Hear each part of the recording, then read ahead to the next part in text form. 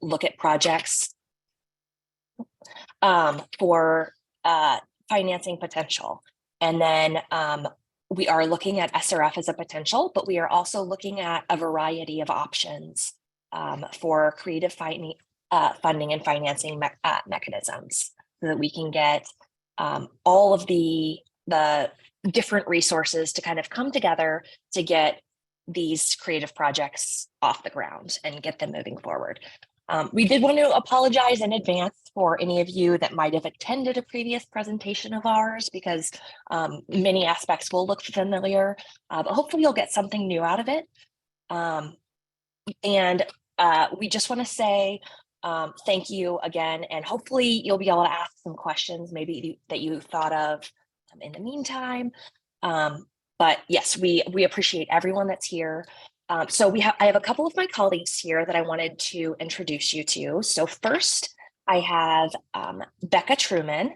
So she is our newest watershed coordinator, and we are actually kind of overlapping regions, but we wanted her to be here for anyone who is who does work outside of the Chicago area. So my region is kind of specifically the Chicagoland area, but Becca will be doing some work outside. So Becca, would you mind introducing yourself to the group?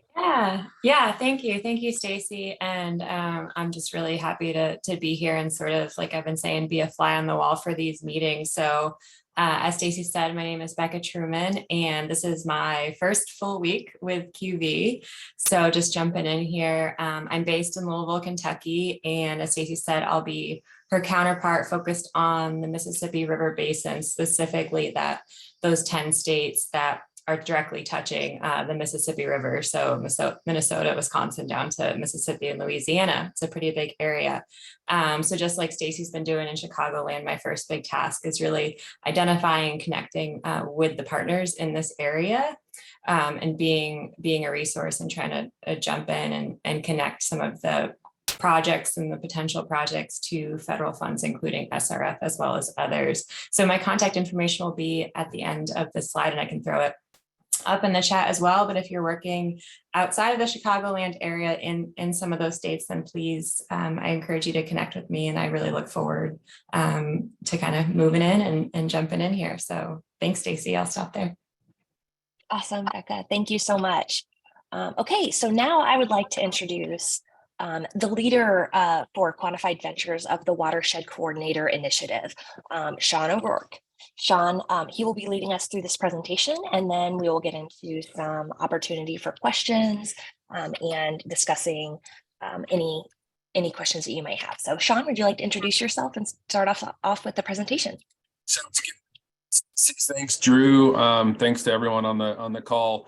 As Stacy mentioned, we've just been thrilled by the introduction and willingness for partnership, and feel like we've got a really cool opportunity here to bring resources and expertise and background sort of at the right time in the right place, and that's Chicagoland.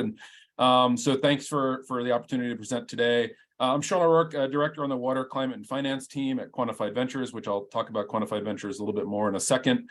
But we'll be leading our national initiative around watershed coordinators with Stacy, Becca. We have a new hire in the Colorado River Basin, as well as also in Texas. And so this movement is growing, and the first opportunity out of the gate was Chicago, and have just been really thrilled by the work that Stacy's been doing in partnership with many of you to really drive projects and find the way that we can unlock the opportunity to stack investments, stack that capital stack for funding and financing to drive the projects that we all care about. So what I'm going to do, hopefully quickly, is try and give an overview of what is the National Watershed Coordinator Initiative, why this initiative, why now, and how it's grounding itself in a variety of places. Talk about the opportunity that we see around the state revolving funds and also other funding opportunities to be able to get your projects done better, faster, cheaper. And then also talk about what are the outcomes that we want and where you can engage in this work. And as Stacy mentioned, we've had conversations with many of you on the line. So thanks for being a frequent flyer of these early introduction days, and look forward to really digging in as we go. But we're trying to set the stage and also work on our own messaging for how we can really best support all of your work locally. So Quantified Ventures, what is Quantified Ventures? Quantified Ventures is a consulting firm with a passion and mission for driving projects that have multiple benefits and outcomes. We work across 3 primary areas, one in the health sector, the other one outdoor recreation and urban resilience, and the third water, climate, and finance, which is the work that we're particularly suited here. We work with partners all across the country, states, municipalities, watershed groups, other organizations, to figure out what are solutions that we can bring from a policy, data, and also finance point of view to help projects get done. And we oftentimes work from behind local organizations and groups to help provide additional capacity and expertise to get this work done. And that's very much in line with what we're doing here. And the work that Stacy's doing in Chicago is that you're the leaders on the ground. You're the ones that kind of know the opportunities and have the local relationships. We're looking to provide the support that you need to get your work done in a more efficient and sort of more impactful way. And that's really the efforts that we bring across the country, across what Quantified Ventures does. So the opportunity is now for natural infrastructure. We have the bipartisan infrastructure law, the Inflation Reduction Act, all of these other acronyms and historic amounts of federal funding that are coming down for this type of work that we care about in our watersheds around the country. And if you look at the traditional funding and financing models, especially the SRF, which is core to what we're talking about here, but I also we'll probably say SRF a lot, but I also want you to think about funding and financing broadly for natural infrastructure and nature-based solutions. But the SRF is a perfect example of a very traditional way that water infrastructure is paid for, but is not often included nature-based solutions and watershed-based work. And that's really holds true. And if you look at all of the work that has been funded through SRF over the history of the program, clean water and drinking water, only 4% of that funding has gone towards non-point source or green infrastructure projects. There's an opportunity there. We need to grow that slice of the pie now that $55 billion has been allocated to water infrastructure projects, 44 of that directly dedicated to the SRFs. And there's a lot more free money now, AKA principal forgiveness, that can be allocated to the projects we care about. And that's exactly what we're trying to do here, is figure out ways that we can get to yes with traditional programs like the SRF to fund our projects. And we're also looking to build our relationships to utilities. I know MPC and many others have been really working hard to build strong relationships locally to figure out how the SRFs can be utilized for nature-based solutions projects. And we really think that all of you, watershed groups, the environmental organizations that are on the ground, can really be the utilities and the SRF's best friend in helping to get those projects done. So if there's so much money and the opportunity is there, why isn't it happening more? And there's a couple of key reasons. One is historically around the country, is not just an Illinois issue. This is a national issue. There's been a bias towards point source projects or traditional pumps and pipes projects. It's what the programs have done for a long period of time. They oftentimes have really clear repayment streams and ability to look at debt. And that's just the way larger infrastructure projects have been paid for. But nature-based solutions projects don't really have a built-in user base. And these programs have a lack of understanding about how nature-based solution projects work. You know, what is the intended water quality or quantity benefits? And then what are the capacity challenges that are associated also within these programs, which are always understaffed, under-resourced, and are just looking to get projects done. And oftentimes the best way to do that is by business as usual.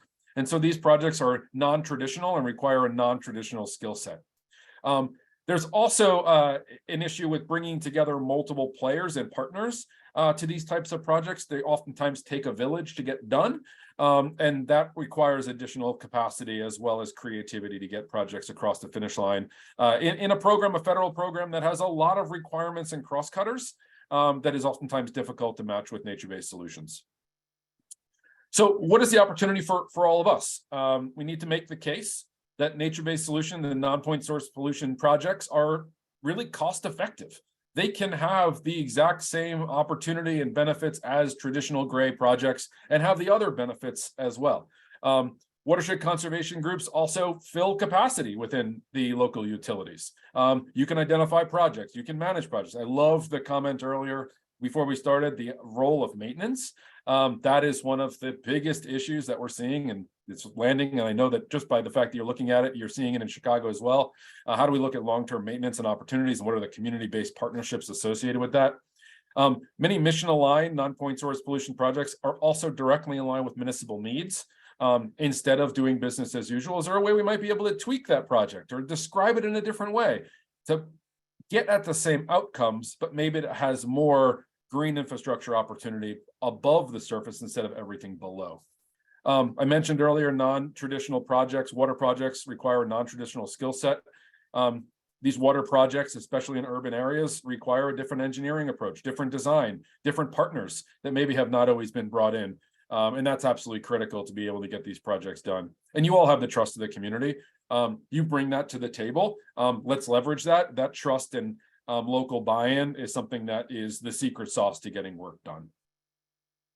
And so as we've gone around the country and been working in Chicago now over the past couple months, we've heard three key things from everybody over and over and over and over and over again. One, help us demonstrate the demand that there's a lot of work to do, and we need to be able to push projects forward. And if we can show that there's work to do, we might be able to access more money. But we're trying to collate and collect all of that work in one place, aka pipeline of projects. Two, we don't really know actually how to communicate our projects directly with the SRF or other federal sources of funding. Can you help us sort of make the connection between our work and traditional federal programs like the SRF? And the third one was, it's great to talk about loans, but I've always gone after grants because I don't really have a repayment stream to get this work done. So what about natural infrastructure ecosystem services can we monetize in order to make it eligible for a loan program, which has this historic amounts of money? And so we have been taking these questions and concerns and comments from all of you and all around the country, and we've established now this watershed coordinator approach, which, as Stacy talked in the beginning, is all about coming up with an approach to support all of you in getting more nature-based solutions and natural infrastructure projects done. And we're doing this in 4 different geographies: Chicagoland, Mississippi River, Colorado River Basin, and the state of Texas. And we're looking to build a really strong community of practice that we can take national lessons learned. What are we hearing across watershed groups, regardless of the typology of natural infrastructure that's being developed in that place, and then ground it in local issues. And so the work in Chicago is already looking different than it is in the Mississippi River Basin versus Texas. And that's okay. But some of the process of how you identify projects, how you prioritize them, and how you unlock opportunities for funding and financing is all very similar. Just the projects might look different. And that's what we're trying to bring to Chicago, all in support of all of you, leading from behind the curtain, and really are trying to leverage all of your expertise on the ground to help you do your work a little bit better. So what are we doing directly with all of these different watersheds and with Chicago? This is already underway with Stacy, in your backyard. We're providing support to all of you. We're going to provide work on trying to identify projects and see how the SRF works. Are there opportunities for tweaking the SRF to be able to have it be, more aligned with nature-based solutions and the projects you care about? We are keenly interested in coming up with a long and robust list of potential projects that we can see if we can pull every possible lever to integrate those projects with existing funding and financing programs like the SRF, the National Fish and Wildlife Foundation, National Coastal Resilience Fund, which we're already chasing after a couple of those proposals in Chicago. We're going to prioritize projects based on eligibility and select a few that we can help really build that capital stack, get to yes with state and federal funding, and then be able to look at what are the repayment streams that we can start to bring in to these projects that really can allow them to go. And one of the questions that we get all the time is like, what are the really good examples of this? And there's a handful nationally. In New England, they're looking at timber harvests. Other places in the Southeast are looking at carbon credits. There's credit guarantees. There's a couple of ways that have been tried and true, but it's not at scale yet. And we want to really use this as an opportunity to say, nature-based solutions projects are infrastructure projects, and they can have access to these historic amounts of money that's coming in, especially on loan programs. And it isn't as scary as it seems. So the outcomes that we're looking to drive, as I mentioned, demonstrated demand, which is another thing that we hear all the time, is talking with a lot of local groups and organizations, like we have projects. We just need to figure out how to communicate those to decision makers, and especially in the programs that have the funding. New and stronger partnerships. We want to build partnerships with all of you and think about how this work can be rolled out nationally. And then access more money for the projects that we care about, nature-based solutions, green infrastructure work in the city of Chicago and the Calumet, and how we can leverage all the existing work that you have going on already. So we want to be additive, we want to be complementary, and we're just excited to be a small part of all the work that you are doing in the Chicagoland area. Next steps. So we're hiring 3 of the 4 watershed coordinators, as I mentioned, are now on board with Stacy and Becca, and our coordinator in Texas. Our watershed coordinator in Chicago, in the Colorado River Basin, is joining in a couple weeks. We're onboarding all those coordinators. We're immediately starting to identify projects and do presentations like this all around the country.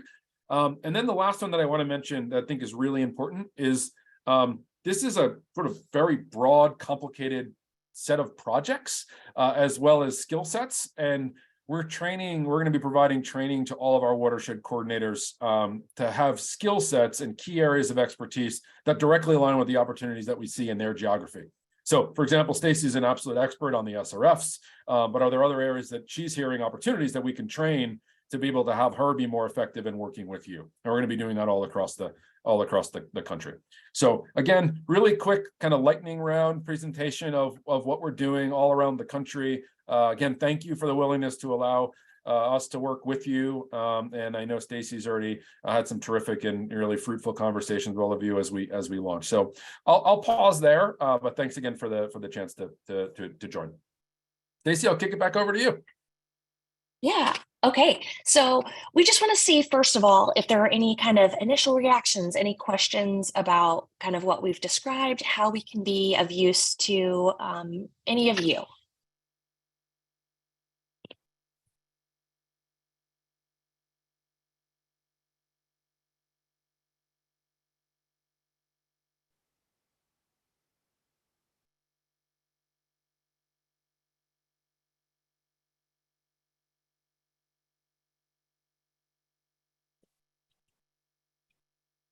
Well, this is Ryan Wilson with the Metropolitan Planning Council. I think one thing, and I know y'all have been doing a lot of work to kind of network in the communities that a lot of us care about and work in. And I'm really interested to kind of hear, after this kind of initial investment of time, stakeholder cultivation, what your perspectives are on some of the gaps that are needed in the community. I'm sure y'all are thinking about where you fit in those gaps, but if there's other gaps that QB isn't positioned to fill, I'd love to hear that perspective as you kind of mature this investment. Yeah. Do you have any initial thoughts on that one?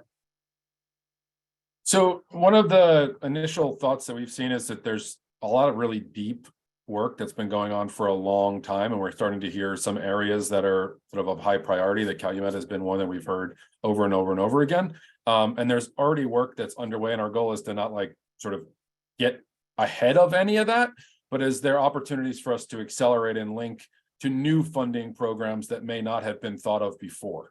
And how do we support local groups in identifying new grant programs that they may not have gone after a pre-proposal? So right now we're supporting a couple of pre-proposals for the National Fish and Wildlife Foundation National Coastal Resilience Fund on a few key priority areas. And so one of the themes that we've heard early is we've got a lot of projects. We would love to kind of see if we could help collect some of those and then start that prioritization process. But so I guess the long way of saying my first realization in Chicago is that there's a lot of work to be done, and we're just trying to figure out where we can provide the most value. And from the funding and financing piece. Other places we're starting really from scratch. How are we starting to define nature-based solutions, and how does that even mean water quality? So the conversation in Chicago just feels like it's much more mature, which has allowed us, I think, to be learning right alongside you. Stacy, some of the early conversations that we've had with many of the groups, are there common themes that you've heard that would be helpful? Yeah, I think that one thing that I have kind of heard is that there's so many directions I think that different groups are going. And it's been challenging because there's not, I think that this group is really doing a great job in making headway in this.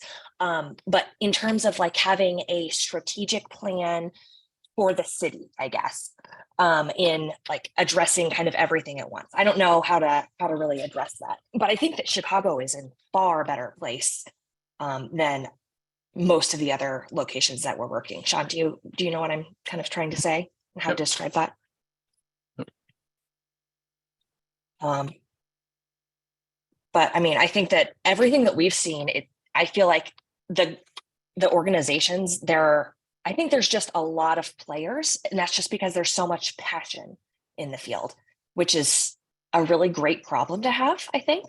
And it just means that there are a lot of opportunities for projects, but that's why we're trying to reach out to anyone that that might have an interest in these nature-based solutions, because we want to leave no stone unturned. So any potential project that has a nature-based solution, we think that it's valuable, and we really want to consider it. It looks like there's some yeah, I was just going to questions say in the chat. Yeah, sure. Drew, do you Meg, want to? you had a question. Do you want to head it? I'm watching the stack too, so I have Meg and then Jeffrey. So thanks, folks, for putting this in the chat. But I see you unmuting, Meg. Do you want to ask your question? I mean, I heard you talk about, like maintenance is such a priority, and you're acknowledging that we all know that, and we have been all working on this for so long, and it is clearly an issue across the country of, funding maintenance for nature-based solutions, and particularly my interest is in specifically green stormwater infrastructure type of programs or projects, and just, where like, it's challenging to find a dedicated funding stream for this because we're not doing it yet. And so just curious to hear more about what you're seeing with opportunities with some of these sources that you're looking into for funding maintenance. Yeah, it's a huge issue. And I wish I had like the silver bullet answer for how do we do this around maintenance.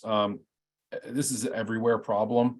One of the major challenges with a lot of the loan programs is, the funding is for the implementation and construction of the project, not the long-term maintenance of the actual thing that you're constructing. And that's just sort of a fundamental shift that we have to start thinking about. I don't have like the great answer for where the money can come from, but it's something that we want to start weaving into all of the projects and how we're identifying funding and financing. I've seen some examples nationally of grant agreements for projects, including a maintenance window or an establishment period, which has a lot of community-based partnerships associated with it. So the funding would not be allocated to the project unless a community partner was allocated and funded to do the maintenance for a set period of time. That's on the grant side. We've had a lot more success nationally on the grant side than we have on the financing side. And if we're thinking about these projects as infrastructure, we also need to think to make sure that they actually are functioning long term. The other challenge is though that we're not historically been very good about maintaining the gray stuff either. So we have a challenge there of just maintenance in general, and I think we have an even higher challenge with the green infrastructure work, just because of its work and how it functions, and it's a part of the community, and it's not buried underground. Yeah. So that's just something we'd love to continue to work with you on. That's a national opportunity here, and directly connects to our work that we'd love to see if we can figure out solutions to. So quick question, when you say community partner, like what do you mean by that? Yeah, great. Funding a community partner to do the long-term maintenance. We are shifting our conversation here. Well, maybe not all of us, but there's a lot of us who are starting to shift our conversation that this is public infrastructure. Yes. And we should not be relying on community groups or community members to maintain these spaces, right? So this is public infrastructure, should be maintained by public entities or funded or what, like there are obviously workforce development opportunities and, ways, to support our communities that way. But I was curious what you were, if that was aligned with your thinking when you said community group. Thanks, Meg.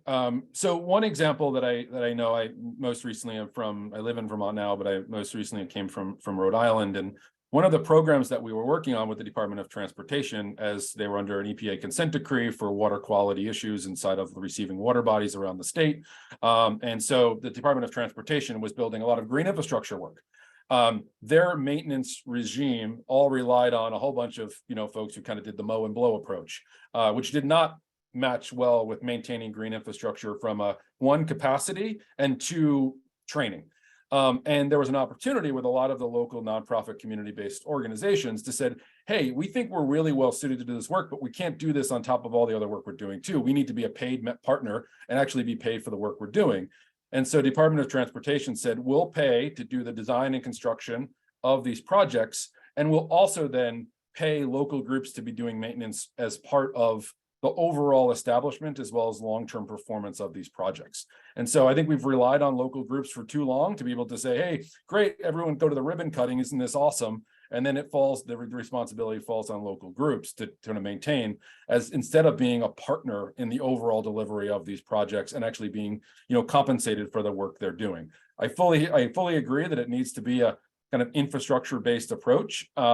But the one model of saying, if we aren't going to be able to get additional capacity at the state and local level from a municipality point of view, is there a way that we can sort of build capacity locally by compensating local groups who are, in this case, they were very interested in and excited about doing the work for all the other multiple benefits that you mentioned. Thank you. Jeff, you're next in the stack. Do you still have a question you wanted to raise? Actually, it's Chris Davis from I'm Illinois sorry. EPA. Yeah, oh, that's okay. Well, we're in the same room, Yeah, so. he's- Oh, fair enough. Good. I thought that was the first person plural and wondered. Good morning. Hey, I've actually got a couple of different questions. So for the projects that you guys have already been working with, are you seeing the physical areas being more singular projects that are larger, like maybe a large wetland restoration or something like that? Or is it a bunch of individual projects within a physical watershed area? And that's my first question, but I figure I'll throw all three questions at you and then you guys can figure out how to answer, because it may be that the answers overlap. I'm also interested in what you guys are looking at for the average length of time that's being proposed by the different projects. Are they short, relatively 5 years in length, or are they going out, 20 to 30 years like some of our actual SRF programs that are more infrastructure type? And then the interactions between the entities or the community partners that might be involved with it. Even with loan forgiveness, there's got to be the commitment from the local level. Are you guys working on memos of understanding between the different organizations? And how do you work it out when your project area is larger than one municipal boundary and you're trying to coordinate and make it an effective and efficient project by matching up maybe one area that has funding that could help with covering some of the costs for some of the groups that don't have as much money? And I'll stop there because that's a whole bunch of questions. And great ones. Stacy, do you want to kick off with the first one? Like, what are the types of projects we're seeing and working on already? And maybe I can tackle the second two. Does that feel all right? Sure. So we are actually kind of just starting out. So we don't have a lot of projects on our pipeline quite yet, but just the projects that we have been discussing so far, it does seem like they are going to be larger scale projects. And that's kind of what our intention is, based on kind of like larger nature-based solution benefits for resiliency purposes. Now, once we get that project pipeline really populated, we are definitely going to be having conversations with the Illinois EPA and any other potential funding opportunities to see what might be a good fit and what potential there is for funding opportunities and those logistics. But that's just kind of what we're seeing right now. But we are reaching out to our organizations. This is a new program, so we're absolutely going to leave no stone unturned and considering all of our options. But yeah, Don, you want to go ahead? Yeah, we are going into this without a bias to a particular type of, use your term of art, nature-based solution, natural infrastructure. Like, we're looking to have water quality and community resilience benefits, and particularly interested in working in areas where these investments are needed most. And so, that can be a local rain garden bioswale project, or it could be large-scale wetland restoration work or tree planting. And so we're looking to, as Stacy mentioned, kind of build up that pipeline of projects, and then can calibrate based on which ones we think are most ready to go and where we can have the most impact of accelerating that work. So we don't have a bias towards a particular type. We've heard a lot about the sort of green stormwater infrastructure work in Chicago, just based on the the density and where you're located. It makes a lot of sense, but we anticipate other sort of conservation scale projects will come up as well. And we're interested in hearing all of them, and especially in these early days of, a month and a half or so. 30 years, we're looking at, traditional standard loan terms for these types of projects, and really leveraging the SRF programs for this work, and seeing how we can extend it to be able to lower debt service payments. Oftentimes with the principal forgiveness and other grant sources, it's like we have this ongoing conversation with many of our local partners around, well, it'd be great if we get all free money for it. The challenge is a lot of this new federal money that's free is not necessarily always free, because it requires so much extra capacity and expertise and cobbling together multiple sources of money to actually get it done. We're trying to also make the case that projects done today are going to be way cheaper than projects done tomorrow.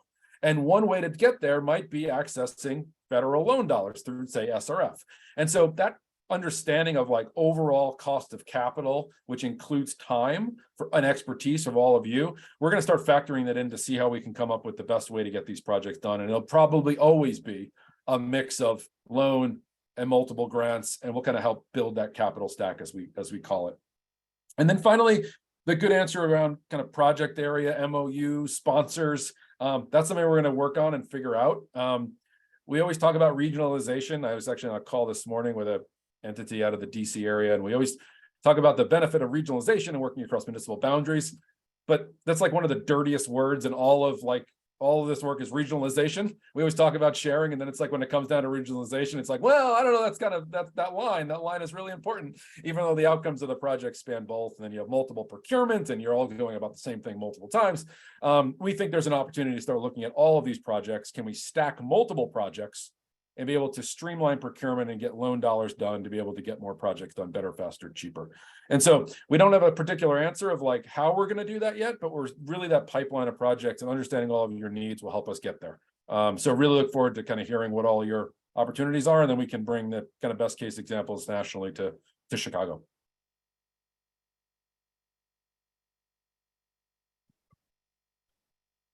I'm sure other people have questions, but I'll fill the space as I want to do also. So feel free to put things in the chat or unmute as you'd like. But I'm wondering, as we're having this conversation, there are things that come up constantly: the maintenance issue, sort of the lack of this sort of vicious cycle of lack of capacity, and the root causes of that feeding into a lack of interest in further debt obligation on the part of most local governments at this point, especially those that have capacity challenges. I'm just curious, because you are sort of doing an initiative that spans multiple states, if you're thinking about a sort of end product at the sort of sunsetting phase of the initiative that might illuminate some of these challenges and successes that you may result in. And I'm saying that in part fully understanding that paper has been written about 1,000 times. I'm just wondering if there's new things to unveil. I think that adds a lot to the body of knowledge. And I'm curious if you're in part thinking along those lines. Yeah, and we talk about this as an initiative, like, with multiple steps. It's just a cleaner way to talk about it. But frankly, we're thinking about this as like, this is just watershed coordinator work, like, period. And there really doesn't have a beginning, middle, and end. Right now it does, because we just started, and we'll progress through this, but we see this as like a parallel for forever. And we just want to be continuing to grow this nationally as well. And I think along this arc of our learning with all of you and in other geographies, we'll have space to be able to convene and put out best practices. I mean, I mentioned earlier, one of the biggest things that comes up is like, yeah, that sounds great. There's a lot of money out there, but like, how the heck am I going to repay a loan? Like, show me examples. Like, don't tell me, show me. And that's what we're really trying to do here is like the, show me, don't tell me model of being like, hey, if it was done in another place, it can be done here too. I see myself in that project. And we want to start bringing all those examples and bringing that back to Chicago to really help all of your work kind of get done. And that's the stuff we want to, we don't have all the answers right now. We're looking to build it alongside you. So yes, Drew, absolutely. This is a community of practice, as we're sort of calling it nationally.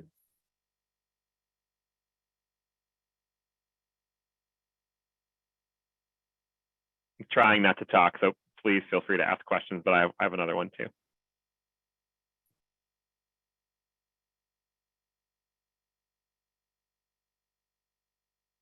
I guess my other question that I did want to surface, one thing, and especially in the state of Illinois, that we've found to be challenging is that there's a sort of dearth of stormwater utilities that are, actual localized stormwater utilities.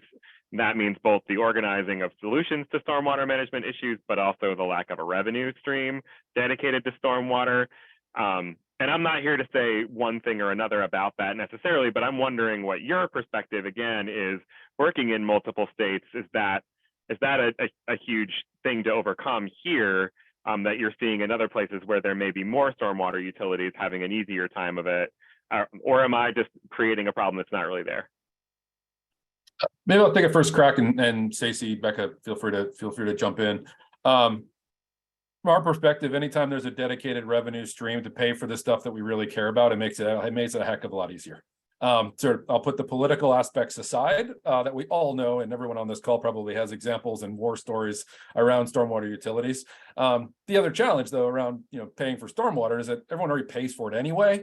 It's just a matter of like how it comes to your bill, whether you see it as another line item or you don't. You're already paying for it. It just makes it way harder to actually get debt service covered and be able to clear an underwriting review for a project. That's a whole nother story. We probably could talk about that for days. But other places we are seeing, where there are dedicated revenue streams for these types of projects, it's going to make it easier to go through. Our role is not to advocate for policy or change around that, but we do want to find new and better revenue streams for these projects. And so it does make it easier, but it's not necessarily the only way of saying it's a go, no go. Stacey, Becca, any additional thoughts on kind of the stormwater utilities? No, I would just echo what Sean said. Yeah, from my experience, I would say that definitely creates a lot of opportunities when that revenue stream is dedicated. But I definitely don't think that it's a deal breaker, and there's a lot of other opportunities to work around that. But yeah, we will definitely work through things as they come, but it does create some additional challenges for sure.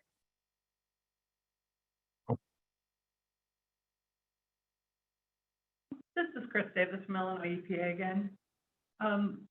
One of the things, we do get a lot of questions in the watershed management section asking for financial assistance, and we're trying to steer some of the entities that are more appropriate to the SRF program, again, for the idea of the stormwater reduction and the green infrastructure type practices.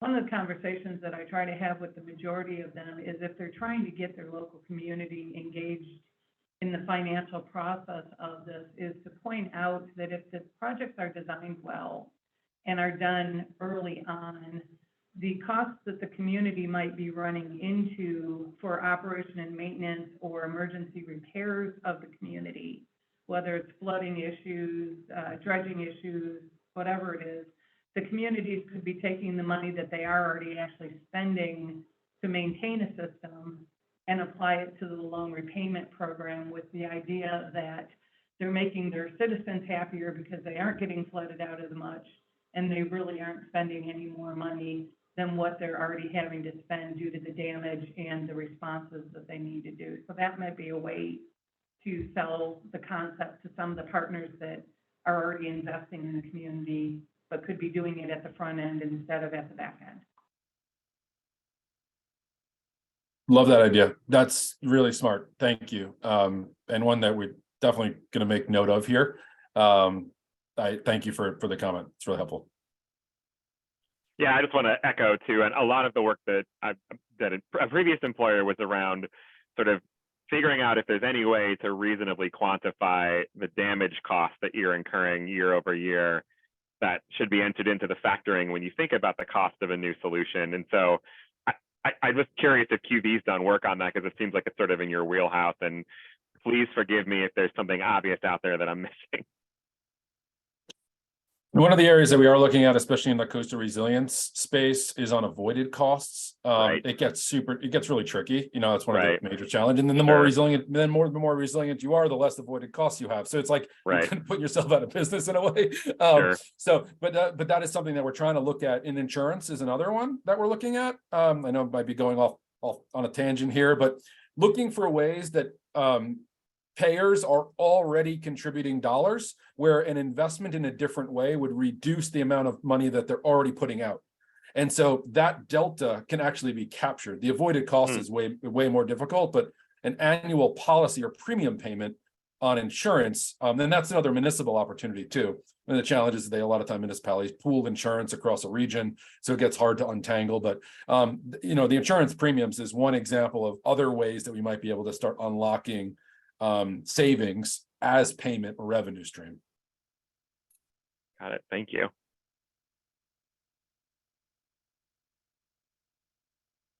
I've definitely taken up a lot of airtime. Would be curious if other folks have questions.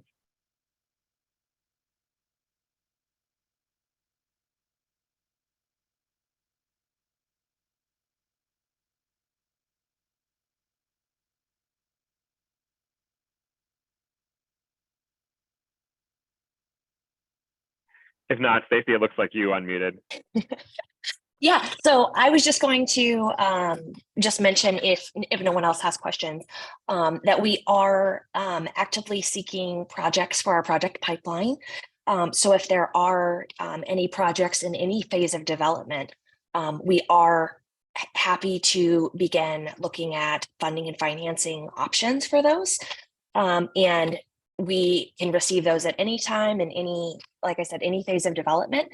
So we can coordinate with Drew after this meeting, get that out to all of the participants so that we can begin receiving that information and working together. And we are happy to have individual or small group discussions if that might be of interest, to see how we can work with your organization and get any projects that you might have off the ground in terms of funding. So we're happy to offer that at any time. So please reach out to us. We'd love to help. Thanks, Stacey. This is awesome. Detecting that we're sort of maybe reaching the closing arc of the presentation, do you all have any final thoughts, or are there any final questions? Well, then I'll just take this opportunity to thank the folks at Quantified Ventures, Stacey, Sean, Becca, thanks for being with us today. I'm happy to, if there's a sort of an ask that you want to make sure goes to the entire group, even the sort of 30 or 40 folks that are not here right now, we can put a blurb together and put it in our update that goes out before the next meeting. And that might be a great way to sort of focus what your ask is and sort of make sure that you're getting responses from everybody. I'm also, if people think of things after this meeting and you want to be connected to Stacey or Sean or Becca, feel free to reach out to me. I'm happy to facilitate those connections as well. But yeah, thanks again to folks at Quantified Ventures for making yourselves available to present to us today. I am going to go ahead. No problem.